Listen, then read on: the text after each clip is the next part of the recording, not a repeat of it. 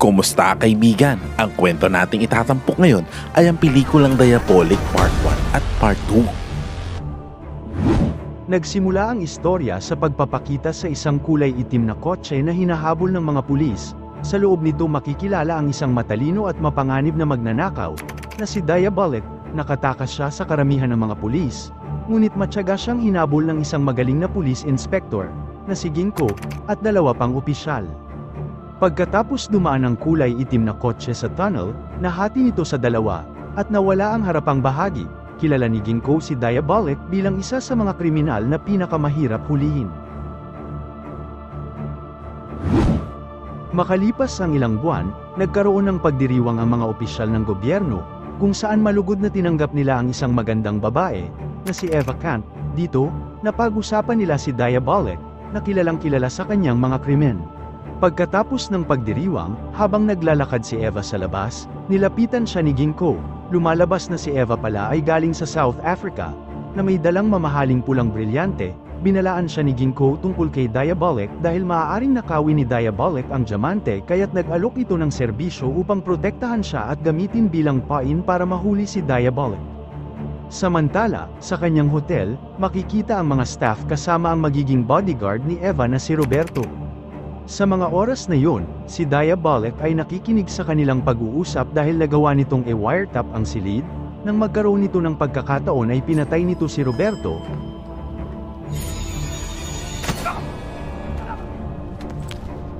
At tinago ang bangkay niya upang siya ang magpanggap na bodyguard. Kinabukasan, si Diabolic, na nagpapanggap bilang Roberto, ay nagsimula na sa kanyang trabaho bilang bodyguard ni Eva.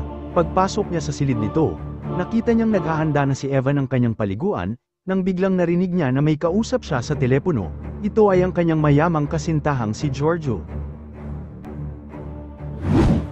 Ilang araw ang lumipas, pinuntahan ni Giorgio si Eva sa tinutuluyan nitong hotel na ikinainis naman ng babae.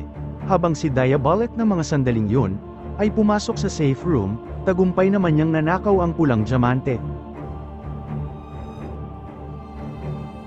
Ngunit nakita siya ni Eva nang maramdaman ang presensya ni Diabolic sa kanyang kwarto, at dito ay sinabi niya kay Diabolic na ibinenta na niya ang tunay na brilyante, kaya ang hawak niya ngayon ay isang peke.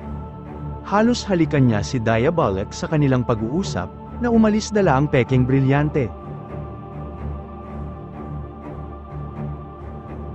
Bumalik naman sa kanyang hideout si Diabolic, kinumpirma niyang peke ang brilyante, at nagtataka kung sino talaga si Eva. Samantala, makikilala ang asawa ni Diabolic na si Elizabeth, habang balisa at naiinis dahil lagi siyang iniiwan sa bahay ng kanyang asawa. Nang gabing yun, nakita niya si Diabolic na galing sa isang underground hideout sa kanilang bakuran. Nagtaka siya at nag-imbestiga kinabukasan, at dito nakita niya ang lihim na silid ng kanyang asawa na puno ng mga pang-disguise na maskara at kagamitan. Nagulat siya sa kanyang mga nakita kaya tumawag siya ng pulis. Samantala, sa silid ng hotel ni Eva, nakatanggap siya ng almusal mula kay Diabolic, na nagpapanggap bilang Roberto, at dito niya nakita ang peking pulang singsing na diamante na kinuha nito. Napagtanto niya na si Roberto ay si Diabolic, sinabihan niya itong magsabi ng totoo, kaya tinanggal nito ang kanyang maskara. Agad namang nahulog ang loob ni Eva sa kanya. Habang nagkukwentuhan, humingi ng tulong si Eva upang mawala sa landas nito ang mapangahas na nobyong si Giorgio. Samantala, matapos matuklasan ang sikreto ng kanyang asawa, tinawagan ni Elizabeth si Police Inspector Ginko. Pagkatanggap ng impormasyon, agad na tumungo ang mga pulis sa kanyang bahay. Naghahanda naman si Diabolic na tulungan si Eva na harapin ang nobyo nitong si Giorgio. Samantala, si Giorgio, sa takot na maaaring iwanan siya ni Eva, ay tinawagan ang manager ng hotel upang tignan ito. Hinanap ng manager si Roberto, na isang oras nang nawawala. Pumunta ito sa kwarto ni Eva, at kumatok sa pinto. Mabilis namang sinabihan ni Eva si Diabolic na magtago sa loob ng cabinet. Nang pumasok ang manager, nakiusap ito kay Eva kung maaaring suriin ang kanyang silid at pumayag naman ito. Matalino ang itinuro ni Eva na magsimula ito sa banyo, upang bigyan ng oras si Diabolic na makatakas. Samantala, si Inspector Ginko, na pumasok sa hideout ni Diabolic, ay nakahanap ng mga maskara at iba pang ebidensya. Agad na inutusan niya ang kanyang mga opisyal na maging alerto. Samantala, si Diabolic ay tumungo sa isa pang lihim na hideout sa malapit sa kanyang bahay. Doon, nakuha niya ang isang kahon na naglalaman ng impormasyon tungkol kay Giorgio, kasama ang pagkakasangkot nito sa iba pang tiwaling gobyerno. Gumawa siya ng maskara na kamukha ni Giorgio, at naghanda upang bumalik sa kanyang bahay, kung saan naghihintay si Ginko at ang kanyang mga tauhan. Pumasok si Diabolic sa kanyang base, ngunit tinambangan na siya ni Ginko. Sa kabila ng kanyang mga panlilinlang, nahuli pa din siya ng isa pang opisyal.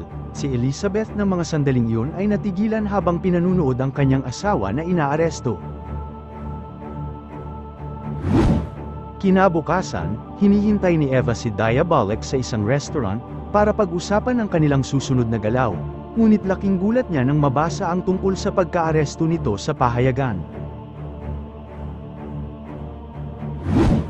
Sa kanyang paglilitis, nagpunta si Eva, na nakabalat kayo habang nakasuot ng isang cap, at gumamit ng secret code upang makipag-usap sa kanya. Inutusan naman siya ni Diabolic na pumunta sa kanyang lihim na base, at kunin ang 2 tube ng kakaibang likido, at ilang pera. Matapos na malaman ang sentensya ni Diabolic, binisita naman ni Eva ang nobyong si Giorgio. Dito ay nilinlang niya ito at dahil alam niyang baliw na baliw ang lalaki sa kanya ay inutusan niya ito na gumawa ng paraan para makausap si Diabolic. Upang patunayan ang kanyang pagmamahal, pumayag si Giorgio na dalhin si Eva upang makita si Diabolic, bago ito bitayin. Pagsapit ng gabi, binisita nina Eva at Giorgio si Diabolic sa bilangguan. Ang plano nilang dalawa ni Eva ay naging matagumpay. Si Diabolic ay nanatiling walang ekspresyon sa panahon ng paglilitis at pag-execute ng sentensya. Ng mga oras na iyon, nang bumagsak na sa leeg ang guillotine, o ang makina na pampugot ng ulo, dito ay malalaman natin na ang napugutan ay si Giorgio, na nakasuot ng maskara na mukha ni Diabolic, habang si Diabolic, na nagpanggap bilang Giorgio, ay matagumpay na nakatakas. Nagawa nilang kontrolin si Giorgio gamit ang mga ininject na liquid na gamot dito. Kinuha muna nila ang mga impormasyon tungkol sa kanyang lihim na vault, na puno ng mga kayamanan. Pagkatapos magpalit ng mukha, umalis si Diabolic sa bilangguan kasama si Eva.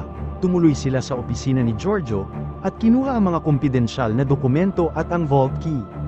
Si Ginko, na napagtanto ang panlilinlang, ay nagpatuloy sa kanyang pagtugis. Nakipag-ugnayan siya sa sekretarya ni Giorgio, na pinapunta niya sa opisina ng boss nito. Wala itong kamalay-malay sa nangyari. Ngunit wala na doon si Diabolic, paalis na ito ng gusali at sa baba ay naghihintay naman sa kanya si Eva. Kahit na alam niyang nakasunod si Ginko sa kanya, plano pa rin ni Diabolic na nakawin ang mga diamante ni Giorgio. Samantala, pagdating nila Ginko at ng iba pang mga pulis sa opisina, nakita nila ang mga dokumento tungkol sa mga tiwaling opisyal ng gobyerno. Nagplano naman si Ginko ng bagong diskarte upang mahuli si Diabolic. Sa ibang lugar, dumating ang isang babae sa isang bangko, para magtago ng mamahaling painting sa vault. Ang vault ay may upgraded security system, na pag hinawakan ay nagtitrigger ng alarm, at isang lock na nangangailangan ng 2 susi, isa mula sa bangko, at isa mula sa may-ari, na dapat gamitin ng sabay. Ang manager lamang ang makakapagbukas ng pinto ng vault, na nagdaragdag ng isa pang layer ng seguridad. Samantala, sa istasyon ng pulisya, ipinakita ni Police Inspector Ginko ang mga kumpidensyal na file sa isang opisyal ng gobyerno at isang kasamahan nito. Kapalit nito ang paghingi ng tulong, dahil natuklasan niya at ng kanyang team na maaaring muling magnakaw si Diabolic sa isang bangko sa ibang lungsod, dahil ninakaw nito ang vault key. Sa ibang eksena, si Eva, na nakabalat kayo, ay bumisita sa bangko upang mangalap ng iba pang impormasyon tungkol sa security system ng vault. Ipinaalam niya kay Diabolic ang tungkol sa masalimuot na mga hakbang sa seguridad ng vault, at operating hours nito. Kinabukasan, habang nagsasara ang bangko ng 5 PM, isang nakatagang device ang nag-activate ng laser, para masira ang safety vault. Si Diabolic ang may pakana nito. Gumawa siya ng mga tool para i-bypass ang depensa ng vault. Plano niyang pumasok sa isang manhole, at i-disable ang alarm nito, at punuin ng tubig ng vault upang magulo ang system ng security camera. Sa ibang lugar, bumalik ang sekretarya ni Giorgio upang kunin ang mga nakatagang file, ngunit nahuli siya ng pulisya. Dahil na pressure ito, sinabi niya ang vault key na nawawala, kaya, si Ginko ay bumuo ng isang lihim na plano upang mahuli si Diabolic. Samantala, sinimulan ni Diabolic ang kanyang pagnanakaw ng mag-isa, inutusan si Eva na manatili sa bahay. Sa bangko, ang isang sirang tubo ng tubig ay nag-trigger ng alarma, na ipinatawag ang manager at ang fire department. Sa gitna ng kalituhan, ipinagpatuloy ni Diabolic ang kanyang operasyon nang walang nakakaalam. Dumating si Ginko at ang kanyang mga tauhan, sinaraduhan ang mga labasan ng bangko, plano nilang tambangan si Diabolic kapag lumabas ito mula sa underground. Nang mga oras na yon, naiinip na si Eva kaya nagpasya siyang tumulong na linisin ang ruta ng pagtakas ni Diabolic, na ng mga sandaling yun ay matagumpay na nakuha ang mga mahalagang bagay mula kay Giorgio. Ang mga pagsisikap ni Eva ay nagpadali sa kanyang trabaho, ngunit nang malapit na siyang makatakas, nagkaharap sila ni Ginko at nabaril siya nito sa katawan.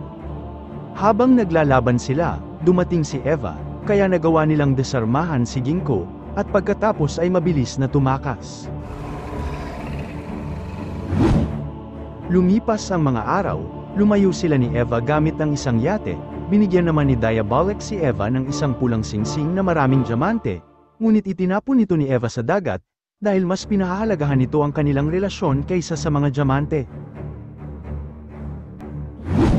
Sa ibang eksena, panibagong target ni Diabolic ang Armand Crown, sa isang mataas na gusaling at mahigpit ang security, pinatumba niya ang gwardya gamit ang isang kutsilyo. At pinatay ang alarm. Ang iba namang mga security guard ay nahuli ng dating dahil nagkaproblema sa keyhole. Samantala, si Diabolic ay nakatakas dala ang korona gamit ang isang paraglider, at iniwanan ng mga gwardya na walang nagawa kundi panuorin siya kung paano tumakas habang siya ay lumilipad palayo. Ligtas siyang nakipagkita kay Eva, at tumakas papunta sa kanilang hideout. Samantala, isang bonggang event ang kasalukuyang pinagdiriwang, na dinaluhan ng mga mayayamang tao at grupo ng mahihilig sa mga tradisyonal na kasuotan. Makikita din ang mga nagsasayaw na suot ang mga Armand jewel o mga vintage na mamahaling mga alahas. Ang pulis ng mga oras na iyon, ay nag-iingat sa posibleng pagnanakaw ni Diabolic, kaya't mahigpit silang nagbabantay sa lugar. Habang nagsasayaw, biglang namatay ang mga ilaw, at si Diabolic, na nakabalat kayo bilang isang pulis, ay dinisarmahan ang mga gwardya. Dinukot niya ang mga dancer, at itinago sa isang kwarto, humingi ang mga ito ng tulong at napadpad sila sa isang bar, kung saan agad na nakipag-ugnayan ang isang dancer na undercover at informant kay Inspector Ginko. Sinabi nito na kinagat ni Diabolic ang kanilang trap. Lingid sa kanilang kaalaman, ang buong kaganapan ay plinano ni Ginko para mahuli si Diabolic. Ang Armand jewel ay pinahira nila ng isang likido na kapag nawala ay pwedeng mahanap. Si Ginko at ang kanyang koponan ay nilagyan ito ng mga aparato upang masundan at mahuli si Diabolic. Sa ibang lugar, hinangaan ni Diabolic at Eva ang kanilang mga plano. Gayunpaman, ang kanilang sandali ay nag-ambala nang makita nila sa security camera ang mga pulis na sinasabotahe ang kanilang ruta ng pagtakas. Nagdebate sila kung tatakas o itatago ang mga ninakaw ni Diabolic. Matapos makapagdesisyon, umalis sila sa pamamagitan ng isang lihim na evacuation tunnel patungo sa isang kagubatan. Bigla naman siyang iniwanan ni Diabolic upang makipaglaban ng mag-isa kay Ginko at sa mga tumutugis na opisyal dahil ayaw nitong madamay pa siya. Desperado si Eva na makaiwas sa pagkakahuli, tumalon siya mula sa isang bangin patungo sa isang ilog.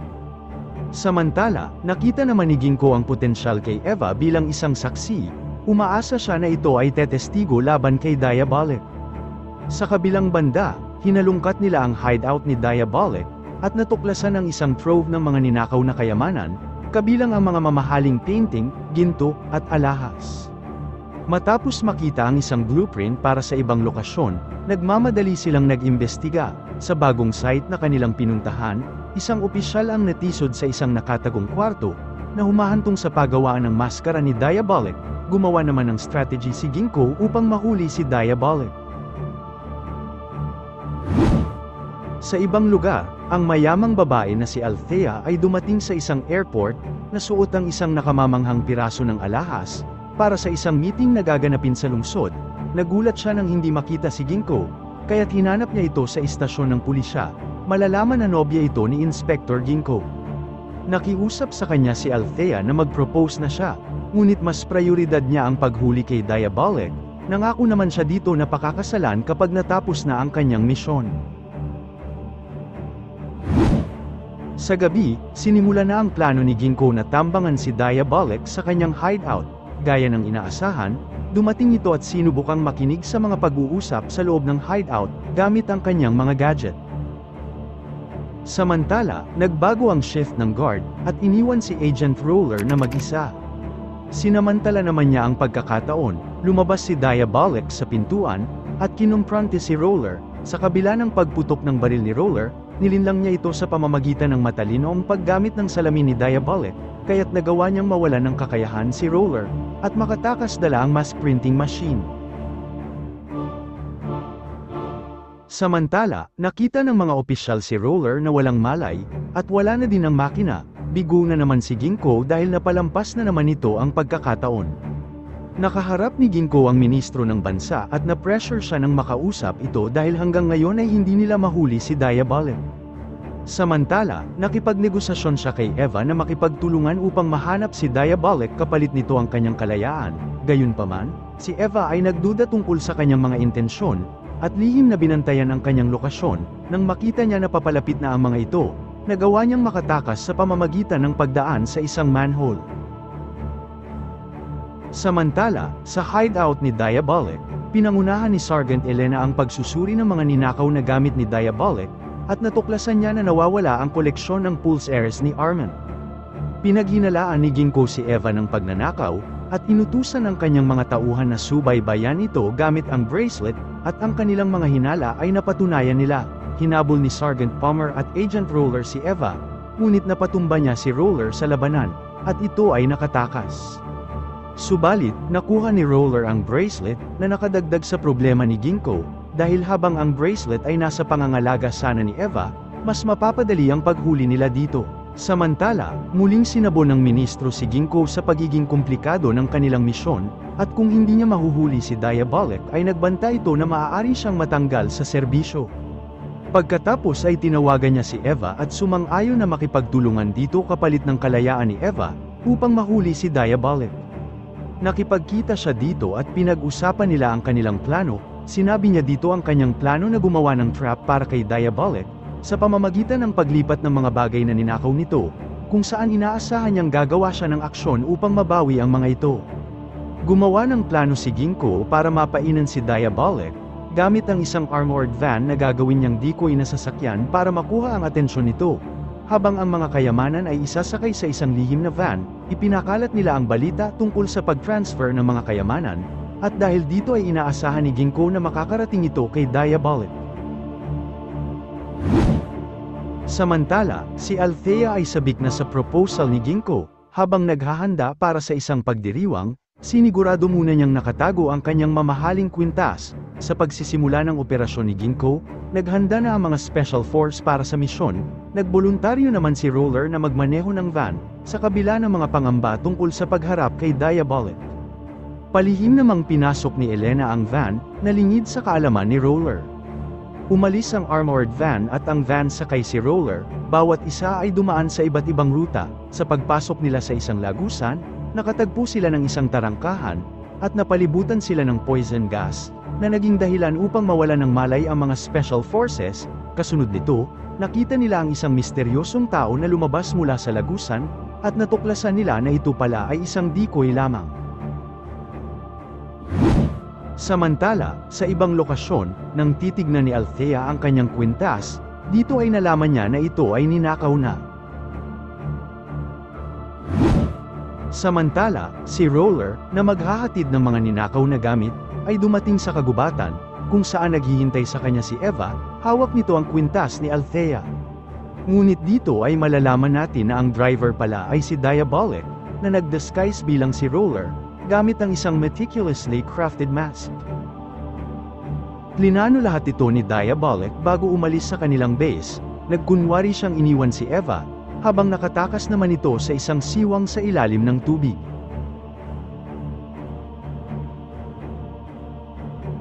Nagulat naman si Eva at Diabolic sa paglabas ni Elena mula sa van. Naghinala na ito kay Roller noong una pa lang kaya ito pumasok sa loob ng van, tinutukan niya ng baril ang dalawa at nagawang tamaan ng bala si Diabolic. Sinubukan ni Eva na kunin ang atensyon ni Elena, kaya't nagawa ni Diabolic na mapabagsak ito. Sa huli, kinuha nila ang mga ninakaw na gamit, at naisahan na naman nila si Ginko. Dahil sa kabiguan, napagtanto ni Ginko ang kanyang pagkatalo, ang kanyang mga hangarin para sa promosyon at pag-propose kay Althea ay nawalang parang bula. Sa kabila ng kawalang interes ni Althea sa kanyang karera, si Ginko ay naiwan sa mapait na katotohanan na siya ay muling natalo ni Diabolic. Sa huling eksena, makikita sina Diabolic at Eva na magkasama sa isang magandang bahay sa isang isla kung saan masaya silang ninanamnam ang bawat sandali, at nag-TikTok ang dalawa. Sana all. Salamat kaibigan at umabot ka sa punto ng video na ito. Anong masasabi mo sa ending ng kwento? Kung nagustuhan mo ito ay paki-type naman sa comment section ang salitang, Sana all. At kung bago ka naman po sa ating munting channel ay pa-subscribe naman po bilang suporta at para maipagpatuloy natin ang paghahatid ng magagandang movie recap, panoorin mo na rin po ang buong movie pag may time ka. Sana'y nagustuhan mo kaibigan ang kwentong ating itinampok. Kung magkagayon, ay baka naman pwedeng pakilike ang video ito at pasubscribe na rin sa aking channel. Kung hindi mo naman ito nagustuhan, ay pwede mong pindutin ang dislike button ng 2 beses para makasigurado ka.